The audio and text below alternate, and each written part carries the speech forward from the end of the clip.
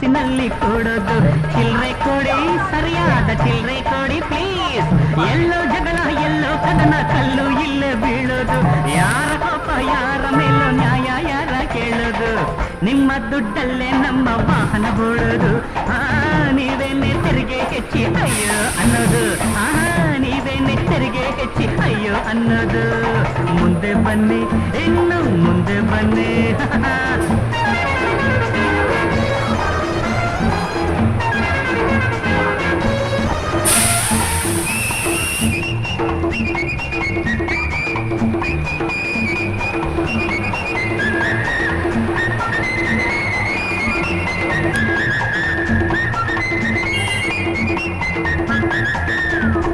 Aaye Sab Tashreef ರಖಿಯೇ.